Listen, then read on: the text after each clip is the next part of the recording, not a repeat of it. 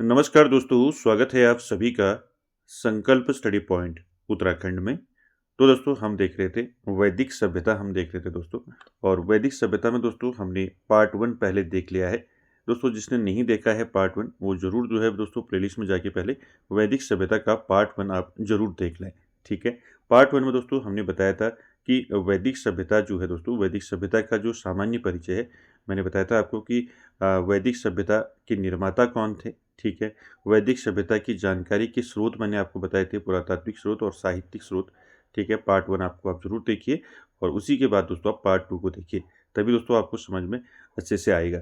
दोस्तों देखिए वैदिक सभ्यता जो है मैंने आपको बताया था, संपूर्ण वैदिक सभ्यता को हम दोस्तों 2 भागों में बांटते हैं। कौन कौन से 2 भाग हैं? पहला है आपका पूर्व वैदिक काल और दूसरा है उत्तर वैदिक काल। ठीक है। इसमें हम पहला भाग देखेंगे आज, पूर्व वैदिक काल का। फिर इसके बाद जो है फिर देखेंगे हम उत्तर वैदिक काल। ठीक है। दोस्तों स्टार्ट करने से पहले मैं आपको बता दूं, इसको पूर्व वैदिक काल दोस्तों इसको क्यों जो है ऋग्वैदिक काल कहा जाता है, मैंने आपको पार्ट 1 में बताया था। पूर्व वैदिक काल को ऋग्वैदिक काल के नाम से भी जाना जाता है। इसलिए जाना जाता है दोस्तों क्योंकि पूर्व वैदिक काल के बारे में हमें जो जानकारी मिलती है वो कहाँ से मिलती है? ऋग्वेद से मिलती है। तभी दोस्तों इसको क्या कहा जाता है? ऋग्वैदिक काल भी इसको कहा जाता है। समय देख लेंगे दोस्तों। ठीक है। पूर्व वैदिक काल जो है आपका 1500 से लेकर 1000 बीसी तक जो रहा वो रहा आपका पूर्व वैदिक काल। ठीक है। फिर 1000 से 1000 बीसी से लेकर 600 बीसी तक आपका उत्तर वैदिक काल। ठीक है। चलिए स्टार्ट करते हैं दोस्तों आज का सेशन, और आप सभी लोग वीडियो के एंड तक जरूर बने रहें। तो दोस्तों यहाँ पर पूर्व वैदिक काल जो है, प्री वैदिक जो पीरियड है दोस्तों, जिसे हम ऋग्वैदिक काल के नाम से जानते हैं, जानेंगे दोस्तों कि इसमें जो है पूर्व वैदिक काल में इसमें परिवार कैसा था। ठीक है। वर्ण व्यवस्था क्या थी। ठीक है। और साथ ही साथ विवाह एवं स्त्रियों की स्थिति क्या थी। साथ ही साथ भोजन, वस्त्र और मनोरंजन के साधन क्या थे। शिक्षा कैसी थी और चिकित्सा व्यवस्था कैसी थी। ये सारे पहलुओं पर दोस्तों नज़र डालेंगे। चलिए स्टार्ट करते हैं दोस्तों। पहला जो देखेंगे हम, पहला है परिवार। देखिए दोस्तों यहाँ पर आपको यहाँ पर क्लियर कर लेना है कि जो वैदिक सभ्यता है, ठीक है, वैदिक सभ्यता का जो पहला भाग है वो है पूर्व वैदिक काल। ठीक है। जिसको हम ऋग्वैदिक काल के नाम से भी जानते हैं। कब से कब तक है? 1500 से लेकर 1000 बीसी तक का जो समय है वो है दोस्तों पूर्व वैदिक काल का। ठीक है। चलिए परिवार देखते हैं दोस्तों। उत्तर पूर्व वैदिक काल में जो है परिवार कैसा था।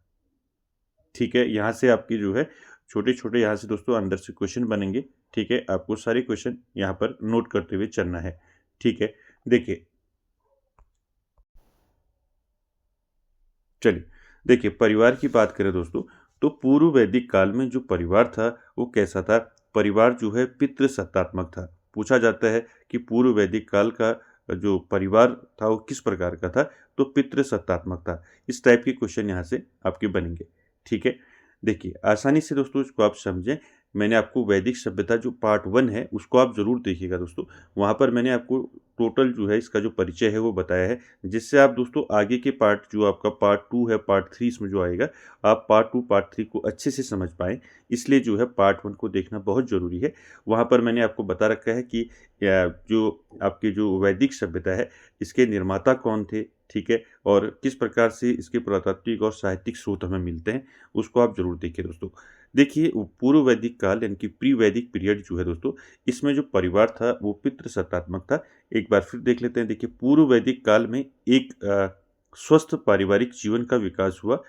परिवार समाज का आधार था। ठीक है। परिवार क्या था? समाज का आधार था, जो विवाह के पवित्र बंधन एवं परिवार के सदस्यों के परस्पर स्नेह एवं सम्मान द्वारा संयुक्त परिवार के रूप में प्रतिष्ठित था।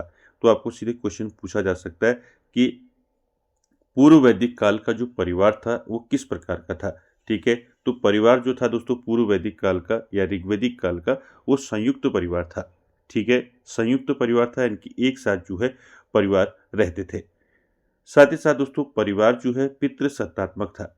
ठीक है। जहाँ जहाँ भी मैंने आपको अंडरलाइन कर रखा है यहाँ पर, वहाँ आपको दोस्तों ये नोट करने हैं सारे पॉइंट्स। ठीक है। ये सारे आपके जो है परीक्षा की दृष्टि से आपके सभी के लिए जो है इम्पोर्टेंट रहेंगे। देखिए संयुक्त परिवार हो गया। ठीक है। परिवार पितृसत्तात्मक था, यानी कि परिवार में पिता जो है, पिता का मुख्य स्थान था। और परिवार के मुखिया को क्या कहा जाता था? गृहपति कहा जाता था।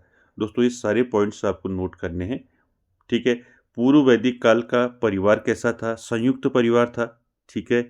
और साथ ही साथ पितृसत्तात्मक परिवार था, यानी कि पिता का प्रमुख स्थान था परिवार में। और परिवार के मुखिया को क्या कहा जाता था? गृहपति कहा जाता था।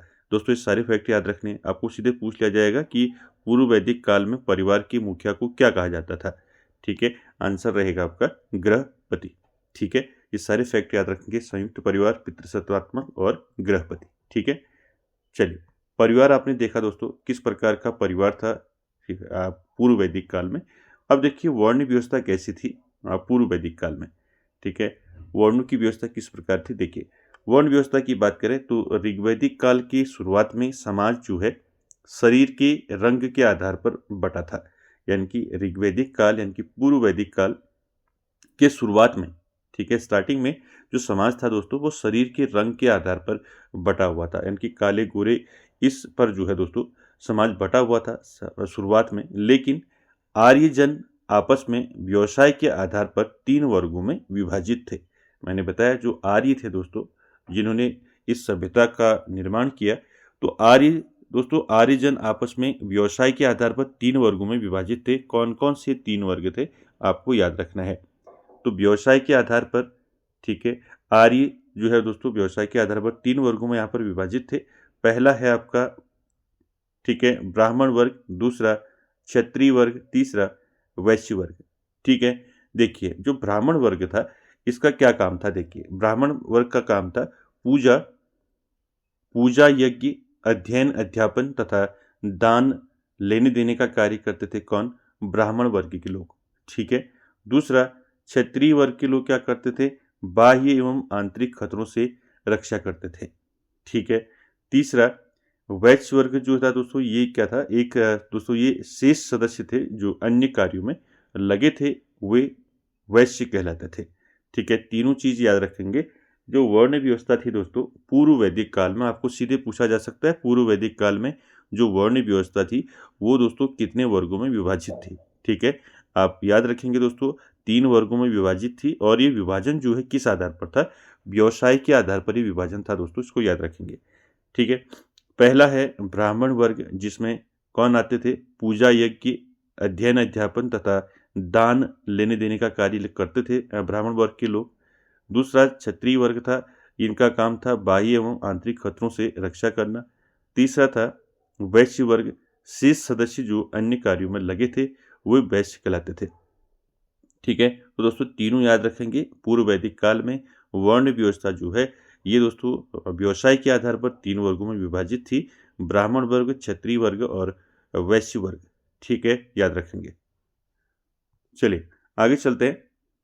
इसके बाद देखिए दोस्तों, लेकिन इस काल के अंत में जो समाज है दोस्तों वो 4 वर्णों में जो है ये स्थापित हो चुका था।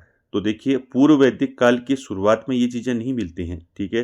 जो आपका ऋग्वैदिक काल है या पूर्व वैदिक काल है, इसकी शुरुआत में जो है दोस्तों जो समाज था वो रंग के आधार पर बटा हुआ था। लेकिन धीरे धीरे जो आर्य आए, आर्यों ने जो तो क्या किया, आर्य जो है आपस में जो है उनका जो विभाजन हुआ वो व्यवसाय के आधार पर हुआ 3 वर्गों में, जो अभी हमने ऊपर देखा, ब्राह्मण, क्षत्रिय और वैश्य, ठीक है। लेकिन दोस्तों इस काल के अंत में यानी कि पूर्व वैदिक काल के अंत में समाज जो है चातुर्वर्ण यानी कि 4 वर्णों में जो है व्यवस्था के स्थापित होने के संकेत प्राप्त होते हैं।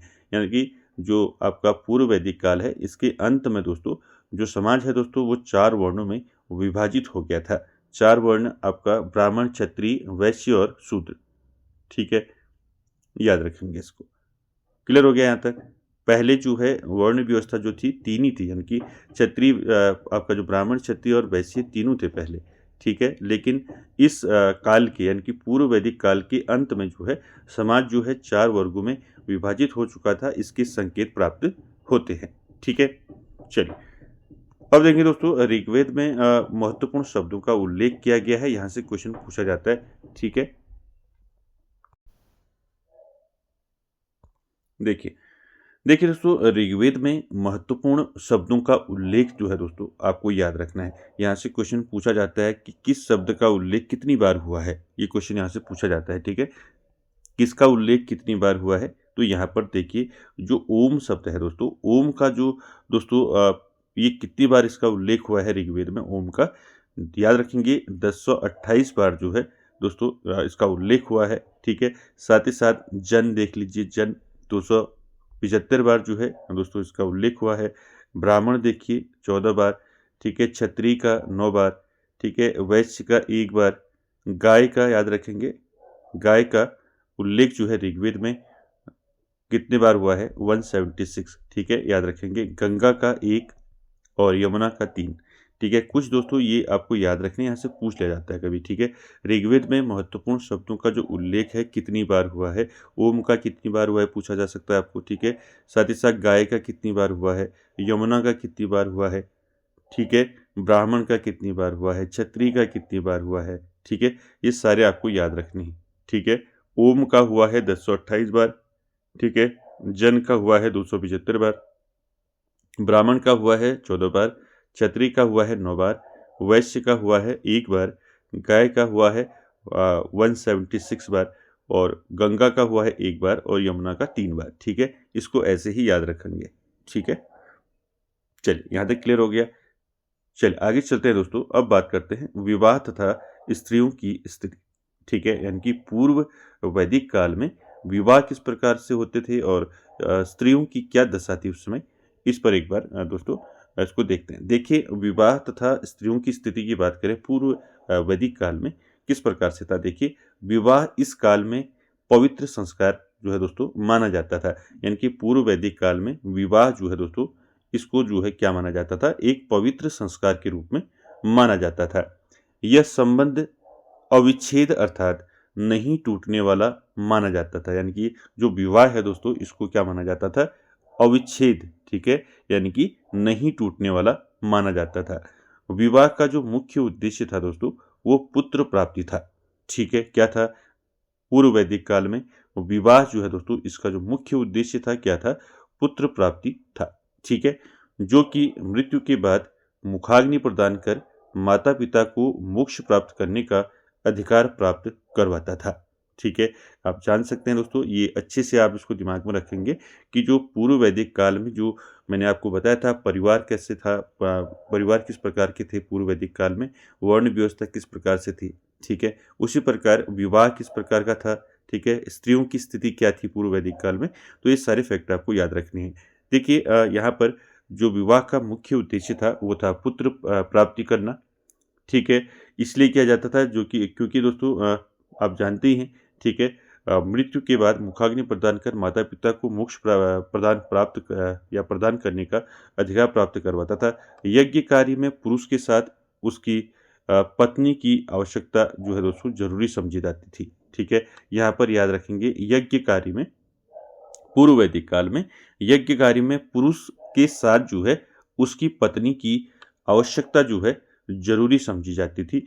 और पुत्रहीन व्यक्ति जो है घृणा का पात्र था। यानी कि ऐसा मनुष्य जिनके पुत्र नहीं थे दोस्तों, पुत्रहीन थे जो, उनको दोस्तों समाज में घृणा से देखा जाता था। ठीक है, इतना फैक्ट आप याद रखेंगे इसमें।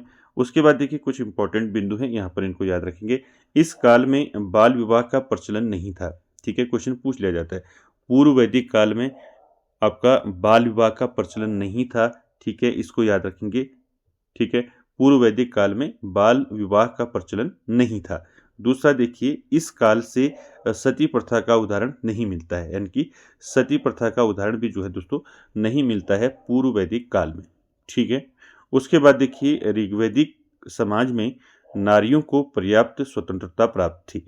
ऋग्वैदिक समाज या पूर्व वैदिक जो समाज है दोस्तों, इसमें नारियों को जो है, स्त्रियों को जो है पर्याप्त जो है स्वतंत्रता प्राप्त थी। ठीक है, साथ ही साथ दोस्तों पर्दा प्रथा का प्रचलन नहीं था। ठीक है, पूर्व वैदिक काल में पर्दा प्रथा का प्रचलन नहीं था, सती प्रथा का प्रचलन नहीं था, बाल विवाह का प्रचलन नहीं था। इसको याद रखेंगे। ठीक है, साथ ही साथ दोस्तों स्त्रियों को पुरुषों की भांति शिक्षा प्राप्त करने का अधिकार था। यानी कि स्त्रियों को जो है पुरुषों की भांति जो है शिक्षा प्राप्त करने का अधिकार था। ये कुछ बिंदु हैं दोस्तों, इनको आप याद रखेंगे। ठीक है, विवाह तथा स्त्रियों की स्थिति क्या थी, ये आपको याद रखना है। ठीक ठीक है, जिसमें दोस्तों देखिए इस काल में बाल विवाह का प्रचलन नहीं था, सती प्रथा का प्रचलन नहीं था, ठीक है। और जो ऋग्वैदिक समाज है यानी कि जो पूर्व वैदिक समाज है, इसमें स्त्रियों को जो है पर्याप्त जो है क्या दी गई थी, स्वतंत्रता दी गई थी, यानी कि स्वतंत्रता प्राप्त थी। साथ ही साथ पर्दा प्रथा का प्रचलन नहीं था, ठीक है। स्त्रियों को जो है पुरुषों की भांति यानी कि जो शिक्षा जो है पुरुषों को दी जाती थी, वही शिक्षा जो है स्त्रियों को भी प्राप्त करने का अधिकार था, ठीक है। सारे फैक्ट याद रखेंगे, विवाह तथा स्त्रियों की स्थिति।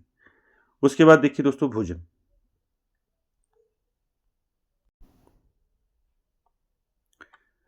देखिए दोस्तों इसके बाद है भोजन, ठीक है। तो पूर्व वैदिक काल में या आपके ऋग्वैदिक काल में तो भोजन क्या था दोस्तों, लोगों का भोजन मुख्यतः क्या था, यहाँ से क्वेश्चन आपके पूछे जा सकते हैं। देखिए यहाँ से पूछे भी जाते हैं, ठीक है। आपका जो अनाज जौ है आपका, ठीक है। यहाँ से सारे फैक्ट आपको याद रखने हैं। देखिए दोस्तों ऋग्वैदिक आर्यजन जो हैं शाकाहारी और मांसाहारी दोनों प्रकार के भोजन करते थे। यानी कि जो ऋग्वैदिक आर्यजन थे, यानी कि जो आपके पूर्व वैदिक काल के जो लोग थे दोस्तों, वो शाकाहारी भी थे और मांसाहारी भी थे, ठीक है। दोनों भोजन ये लोग करते थे। अनाज में जौ महत्वपूर्ण स्थान था, ठीक है। याद रखेंगे अनाज में किसका महत्वपूर्ण स्थान था, आपका जौ का महत्वपूर्ण स्थान था। संभवतः ये लोग दोस्तों चावल से परिचित थे, ठीक है। यानी कि पूर्व वैदिक काल के जो लोग थे दोस्तों, ये चावल से परिचित थे, ठीक है। और अनाजों में दोस्तों इनका जो प्रमुख अनाज था वो था जौ। सीधे पूछा जाएगा आपको कि आपका पूर्व वैदिक काल या ऋग्वैदिक काल में मनुष्य का या मानव का जो मुख्य अनाज था क्या था, ठीक है। तो मुख्य अनाज था दोस्तों जौ, ठीक है। साथ ही साथ आगे बढ़ेंगे। देखिए नमक के उपयोग का उल्लेख ऋग्वेद में नहीं मिलता है, ठीक है। नमक, ठीक है, नमक के उपयोग का उल्लेख जो है ऋग्वेद में नहीं मिलता है, इसको याद रखेंगे। साथ ही साथ दोस्तों ऋग्वैदिक काल में दूध से निर्मित दही, घी, मक्खन का उपयोग बड़े पैमाने पर होता था, ठीक है। याद रखेंगे इसको कि जो आपका पूर्व वैदिक काल है, ऋग्वैदिक काल है, तो वहाँ दोस्तों उस समय जो है दूध से निर्मित आपका दही हो गया, घी हो गया, मक्खन हो गया, इसका प्रयोग जो है बड़े पैमाने पर होता था, ठीक है। उसके बाद देखिए ऋग्वैदिक लोग जो है उत्तेजक पेय के रूप में सोम एवं सुरा का पान करते थे, ठीक है। ये क्वेश्चन कई बार पूछा है, सोम एंड सुरा, ठीक है। किस काल में, किस काल के लोग जो है सोम एवं सुरा नामक पेय का पान करते थे, ठीक है। याद रखेंगे ऋग्वैदिक लोग, ठीक है। पूर्व यानी कि पूर्व वैदिक काल के जो लोग हैं वो उत्तेजक पेय के रूप में किसका प्रयोग करते थे, सोम एंड सुरा का पान ये लोग करते थे, ठीक है। सोम अत्यंत प्रिय इनका पेय था, ठीक है। यानी कि सोम जो था इनका क्या था, प्रमुख पेय पदार्थ था, ठीक है। सारे फैक्ट याद रखने, ठीक है। उसके बाद देखिए ऋग्वैदिक लोग जो है पीने का पानी जो है नदी एवं तालाब के अतिरिक्त कुएं से भी प्राप्त करते थे। तो ये दोस्तों इसके प्रमाण मिले हैं कि ऋग्वैदिक जो लोग हैं वो पीने का पानी जो है किससे, नदी और तालाब के अतिरिक्त जो है कुएं से भी जो लोग ये लोग प्राप्त करते थे, ठीक है। साथ ही साथ कुएं से पानी निकालने के लिए लकड़ी में बाल्टी तथा पत्थर के चक्र का प्रयोग किया जाता था। तो दोस्तों देखिए कुएं से पानी निकालने के लिए लकड़ी में बाल्टी तथा पत्थर के चक्र का उपयोग ये लोग करते थे, ठीक है। यानी कि पानी का जो इनका जो स्रोत था वो था आपका नदी से, ये लोग पानी का प्रयोग करते थे, तालाबों से करते थे और कुओं से करते थे, ठीक है। तो यहाँ पर भोजन वाला आपको याद रखना है, ऋग्वैदिक जो आर्यजन थे दोस्तों ये शाकाहारी भी थे और मांसाहारी भी थे, यानी कि दोनों प्रकार का ये भोजन करते थे। मुख्य अनाजों की बात करें तो ऋग्वैदिक काल में जो मुख्य अनाज था वो था जौ, ठीक है। और ये लोग जो है चावल से भी परिचित थे, ठीक है। साथ ही साथ याद रखेंगे नमक के उपयोग का उल्लेख ऋग्वेद में नहीं मिलता है, ठीक है। दूध से निर्मित जो आपके दूध से निर्मित जो दही, दूध, घी है, इसका उपयोग ये लोग बड़े पैमाने पर करते थे, ठीक है। सोम एंड सुरा का ये लोग प्रयोग करते थे, ठीक है, उत्तेजक पेय के रूप में, याद रखेंगे, ठीक है। ये सारे फैक्ट दोस्तों आपको याद रखने हैं। चलिए आगे चलते हैं।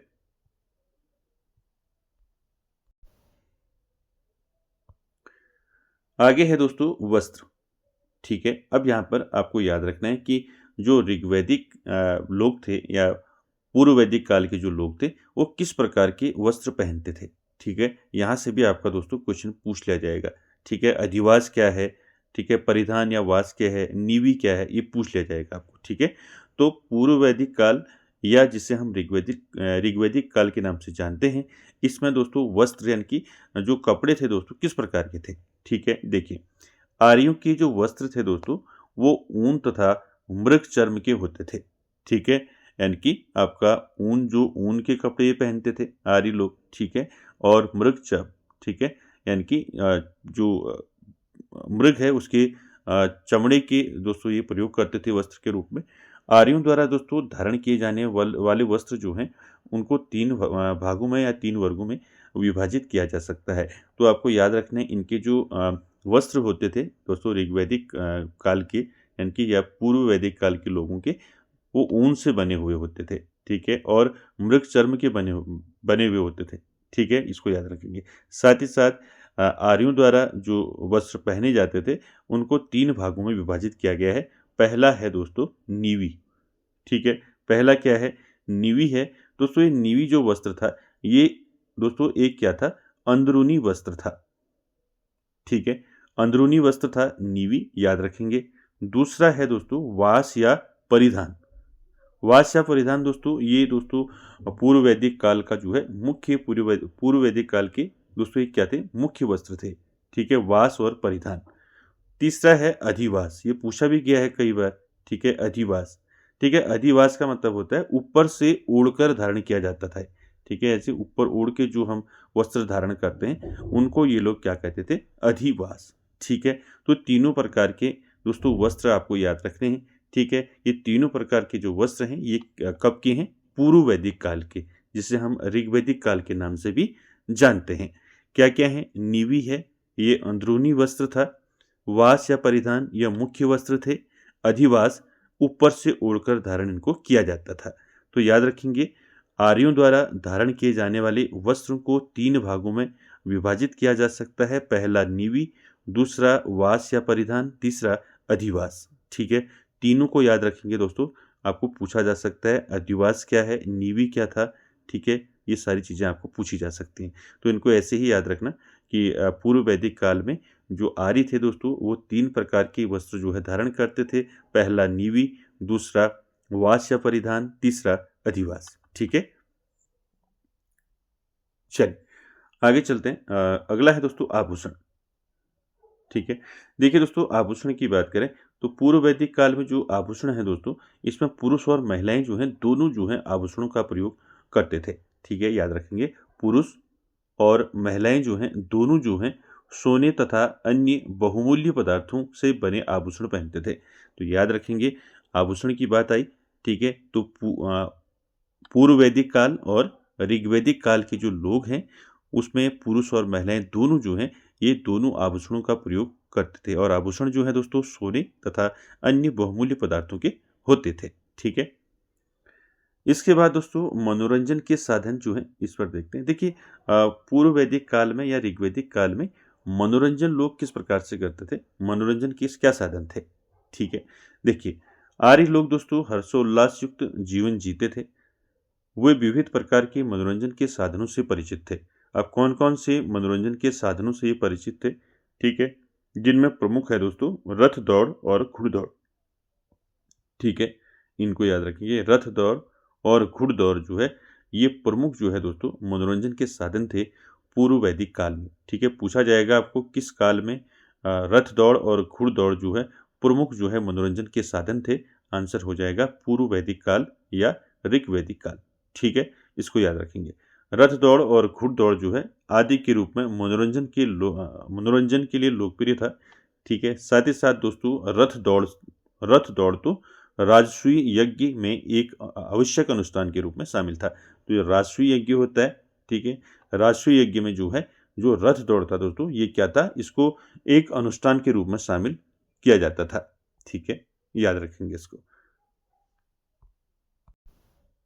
ठीक है, उसके बाद अगला पॉइंट है संगीत और नृत्य इन लोगों में लोकप्रिय था। यानी कि ये लोग संगीत और नृत्य में भी जो है दोस्तों इनका जो है लोकप्रिय था। साथ ही साथ ऋग्वेद में ढोल, बांसुरी जैसी चीज़ों का उल्लेख हमें मिलता है। यानी कि ऋग्वेद में हमें क्या मिलता है, ढोल और बांसुरी जैसी चीज़ों का उल्लेख मिलता है। इससे ये अंदाज़ा लगा सकते हैं दोस्तों कि ये लोग संगीत और नृत्य के लोकप्रिय थे। साथ ही साथ दोस्तों ऋग्वेद में उषा को एक नर्तकी के रूप में चित्रित किया है। उषा का नाम याद रखेंगे, ठीक है। उषा, ऋग्वेद में उषा क्या है आपको पूछा जा सकता है। ऋग्वेद में उषा जो है दोस्तों एक नर्तकी है, ठीक है, याद रखेंगे। तो इससे आप अनुमान लगा सकते हैं कि जो ऋग्वैदिक समाज था, तो ऋग्वैदिक समाज में जो मनोरंजन के साधन थे वो क्या थे, ठीक है। इसको ऐसे समझें। देखिए क्या होती थी उस समय, रथ दौड़ थी, घुड़दौड़ था, ठीक है। साथ ही साथ दोस्तों ये लोग संगीत के भी लोकप्रिय थे, ठीक है। और साथ ही साथ जो है दोस्तों इसके जो प्रमाण हैं वो मिले हैं दोस्तों ऋग्वेद से। जैसे ढोल बांसुरी के दोस्तों उल्लेख हमें मिलता है ऋग्वेद से। तो कहीं न कहीं जो आपका ऋग्वैदिक समाज था वो क्या था, संगीत और नृत्य का जो है या इनका जो है लोकप्रिय था, ठीक है। यहाँ पर आप ये दोनों चीज़ याद रखेंगे, रथ दौड़ और घुड़दौड़, ठीक है, इसको याद रखेंगे। क्लियर है। यहाँ पर ऋग्वेद में उषा को जो है एक नर्तकी के रूप में चित्रित किया गया है, इसको भी याद रखेंगे। क्लियर हो गया। मनोरंजन के साधन क्या थे ऋग्वैदिक काल में या पूर्व वैदिक काल में, आपने याद रखना है, ठीक है। चलिए यहाँ पर एक इतिहासकार का दोस्तों मत है, ठीक है। इतिहासकार कीथ के अनुसार इनका मत क्या है, देखिए। इतिहासकार कीथ के अनुसार, नाम याद रखेंगे, ऋग्वैदिक काल में धार्मिक नाटकों का भी मंचन प्रचलित था। तो इन्होंने बताया कि ऋग्वैदिक काल जो है जिसे हम पूर्व वैदिक काल के नाम से भी जानते हैं, इसमें धार्मिक नाटकों का भी मंचन प्रचलित था। यानी कि जो धार्मिक नाटक थे ये भी दोस्तों उसमें प्रचलित थे। तो ये किसने कहा है, इतिहासकार कीथ के अनुसार है, ठीक है, इसको याद रखेंगे। क्लियर है। आपको पूछ लिया जाएगा कि ऋग्वैदिक काल में धार्मिक नाटकों का मंचन प्रचलित था, ये किसने कहा है, ठीक है। तो सीधे आपका आंसर हो जाएगा कीथ ने कहा है, कीथ के अनुसार है, ठीक है। चलिए अब देखते हैं दोस्तों चिकित्सा। तो देखिए ऋग्वैदिक काल में या पूर्व वैदिक काल में चिकित्सा क्या थी दोस्तों, ठीक है। चिकित्सा का क्या व्यवस्था थी चिकित्सा की, देखिए ऋग्वेद के विवरणों से लगता है कि चिकित्सा विज्ञान का इस काल में अच्छा विकास हुआ था, ठीक है। साथ ही साथ अश्विन अश्विन को इस वेद में एक चिकित्सक के रूप में दर्शाया है। इस युग में शल्य चिकित्सा, याद रखेंगे, इस युग में शल्य चिकित्सा ज्ञात थी, ठीक है। व्याधियों का उपचार जो है कैसे किया जाता था, मंत्रोच्चार तथा जड़ी बूटी से किया जाता था। तो दोस्तों याद रखेंगे, चिकित्सा की बात करें तो पूर्व वैदिक काल में, तो पूर्व वैदिक काल में दोस्तों चिकित्सा विज्ञान का दोस्तों इसमें अच्छा विकास हुआ था, ठीक है, पूर्व वैदिक काल में। और साथ ही साथ दोस्तों ये देखने को भी मिलता है कि ऋग्वेद में अश्विन जो है दोस्तों, इनको ऋग्वेद में एक चिकित्सक के रूप में दर्शाया गया है, ठीक है।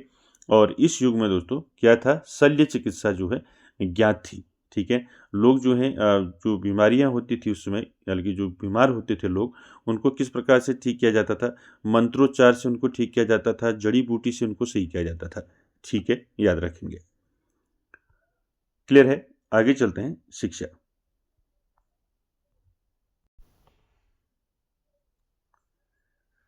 देखिए दोस्तों पूर्व वैदिक काल में जो शिक्षा थी वो किस प्रकार से थी, ठीक है। देखिए आर्यों ने अपनी संस्कृति के विकास, संरक्षण एवं प्रसार के लिए शिक्षा की व्यवस्था की थी। यानी कि आर्यों ने दोस्तों शिक्षा की व्यवस्था की थी। कैसे की थी, देखिए शिक्षा जो है दोस्तों ऋषियों के द्वारा दी जाती थी। किस प्रकार से दी जाती थी, मौखिक रूप से दी जाती थी, ठीक है। याद रखेंगे दोस्तों, शिक्षा जो है उत्तर वैदिक काल में या ऋग्वैदिक काल में, सॉरी पूर्व वैदिक काल में या आपका ऋग्वैदिक काल में किस प्रकार से थी शिक्षा। शिक्षा जो है दोस्तों कौन देता था, शिक्षा ऋषियों के द्वारा दी जाती थी। और कैसे दी जाती थी, मौखिक रूप से दी जाती थी। इस काल में दोस्तों शिक्षा जो है बौद्धिक एवं नैतिक विचार देती थी। इस काल में बालकों के साथ साथ बालिकाओं को भी शिक्षा प्रदान की जाती थी। तो दोस्तों यहाँ पर बालकों के समान ही जो है बालिकाओं को भी यहाँ शिक्षा प्रदान की जाती थी। कोई भेदभाव जो है नहीं था, ठीक है, याद रखेंगे। यानी कि आपका पूर्व वैदिक काल या जिसे हम ऋग्वैदिक काल के नाम से जानते हैं, यहाँ पर दोस्तों अब याद रखेंगे शिक्षा व्यवस्था, इनकी शिक्षा किस प्रकार से थी। शिक्षा दोस्तों यहाँ पर ऋषियों के द्वारा शिक्षा दी जाती थी मौखिक रूप से, ठीक है। साथ ही साथ दोस्तों इस काल में शिक्षा बौद्धिक एवं नैतिक विचार देती थी, ठीक है। बालकों के साथ साथ बालिकाओं को भी शिक्षा प्रदान करने का दोस्तों प्रदान की जाती थी, यानी कि दोनों को एक समान समझा जाता था, कोई भी भेदभाव नहीं था। तो दोस्तों हमने देखा पूर्व वैदिक काल, ठीक है। आई होप आपको समझ में आया होगा पूर्व वैदिक काल। इसके बाद दोस्तों फिर हम जो है पूर्व वैदिक काल की जो आपके राजनीतिक और आर्थिक पहलू हैं, उनको दोस्तों हम नेक्स्ट क्लास में देखेंगे, ठीक है। आज हमने देखा पूर्व वैदिक काल क्या था, परिवार किस प्रकार के थे पूर्व वैदिक काल में, लोग किस प्रकार से रहते थे, ठीक है। वर्ण व्यवस्था क्या थी, किस प्रकार से वर्ण व्यवस्था थी, मैंने आपको बताया। उसके बाद आपने देखा कि विवाह कैसे होता था, ठीक है, स्त्रियों की स्थिति क्या थी, ठीक है। साथ ही साथ मैंने भोजन बताया आपको, ठीक है, वस्त्र बताए, ठीक है, मनोरंजन के साधन क्या थे, ठीक है। साथ ही साथ मैंने आपको चिकित्सा के बारे में बताया, किस प्रकार से शल्य चिकित्सा थी, ठीक है। और साथ ही साथ मैंने शिक्षा के बारे में आपको बताया। तो दोस्तों ये जितने भी टॉपिक मैंने आपको बताए पूर्व वैदिक काल से, ये सारे दोस्तों आपको याद रखने हैं। जो क्वेश्चन बनेंगे आपके, इन्हीं के अंदर से आपके क्वेश्चन देखने को मिलेंगे, ठीक है। इसके बाद हम नेक्स्ट क्लास में देखेंगे पूर्व वैदिक काल के राजनीतिक और आर्थिक पहलुओं पर दोस्तों हम नज़र डालेंगे, ठीक है। तो दोस्तों आज के सेशन में इतना ही, मिलते हैं नेक्स्ट सेशन में, तब तक के लिए धन्यवाद।